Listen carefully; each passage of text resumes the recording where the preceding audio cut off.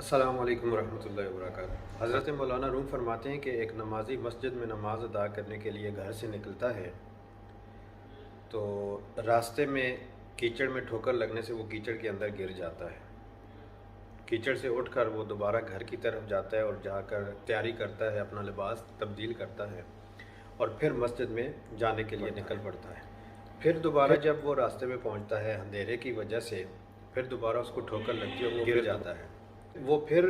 کیچڑ سے اٹھ کر گھر کی طرف آتا ہے، آ کر لباس چینج کرتا ہے، مسجد میں جانے کی پھر تیاری کرتا ہے۔ تو جیسے ہی وہ گھر سے باہر نکلتا ہے تو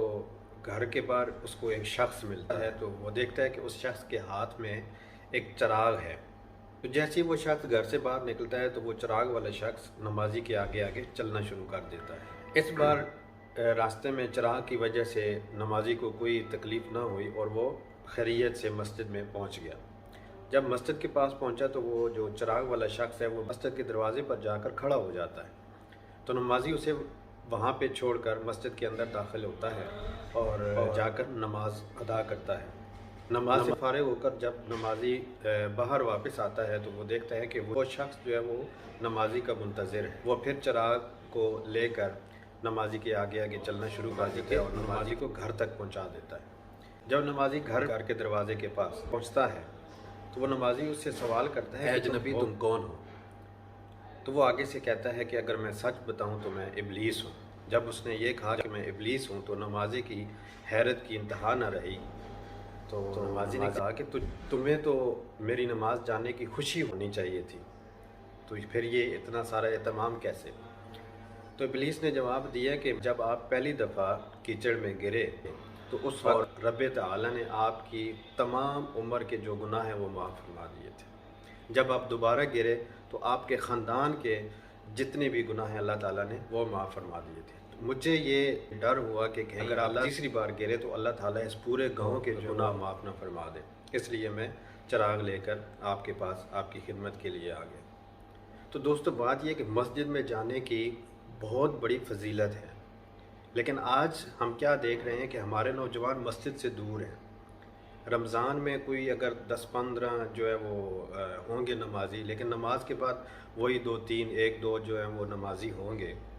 جو بالکل ضعیف العمر ہیں۔ نوجوان ہمیں مسجد میں کہیں نظر نہیں آتا۔ نوجوانوں کو جو ہے علماء سے دور کیا جا رہا ہے، حالانکہ جو علماء ہیں وہ بھی ہماری اولاد ہیں، ہم میں سے ہی ہے، وہ بھی انسان ہیں، ان کا بھی خاندان ہے،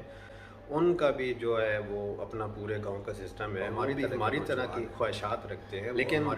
ہم ان کو کوئی الگ مخلوق سمجھتے ہیں علماء کو۔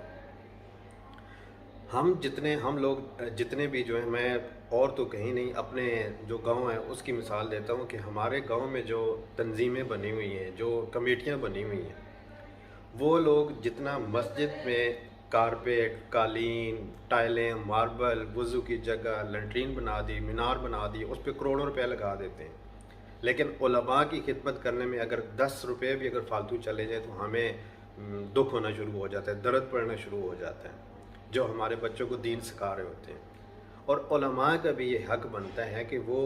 جو محلے کے بچے ہیں یا گاؤں کے جو بچے ہیں ان کے ساتھ اتنے پیار محبت سے، اخلاص سے ان کو اپنے ساتھ لگائیں، ان کے ساتھ اتنا پیار کریں کہ ان کو دین کی سمجھ ہے، ان کو دین سکھایا جائے، وہ دین سے محبت کرنا شروع ہو جائیں۔ اور جو صاحب استطاعت لوگ ہیں، صاحب وسائل جو لوگ ہیں، ان کو چاہیے کہ وہ اپنے بچوں کو دین سکھائیں، تاکہ جو ممبر پہ جائے وہ کسی غرض سے نہ جائے، اس کو لالچ نہ ہو کہ میں اگر ادھر اچھا بیان کروں گا یا میں کوئی نعت پڑھوں گا تو مجھے پیسے ملیں گے، ان کے اندر غرض نہ ہو، تب جا کر دین کے ساتھ محبت پیدا ہوگی اور لوگ دین کی طرف آنا شروع ہو جائیں۔ اب ہمارے نوجوان گائیکی کی طرف زیادہ جا رہے ہیں، اس کی وجہ کیا ہے کہ ایک گانے والا جو ہے اس کو کروڑوں روپے ہم دے دیتے ہیں 1 گھنٹے کے اندر، اور ایک جو مسجد کا امام ہے اس کو ہم 1 مہینے کے 10,000 روپے دیتے ہیں۔ تو پھر ہونا تو یہی ہے کہ جو ہمارے جو ہے وہ گانے والی پیدا ہوں گے، ہمارے اندر دیندار پھر تھوڑے ہی پیدا ہوں گے۔ یہ رمضان کا مہینہ چل رہا ہے، اللہ تعالی ہمیں توفیق دے کہ ہم دین کے ساتھ تعاون کریں، دینی لوگوں کے ساتھ تعاون کریں، مذہبی لوگوں کے ساتھ تعاون کریں اور اپنے بچوں کو دین سمجھائیں۔ اللہ تعالی ہمیں سمجھ عطا فرمائے اور دین کے ساتھ محبت کرنے کی توفیق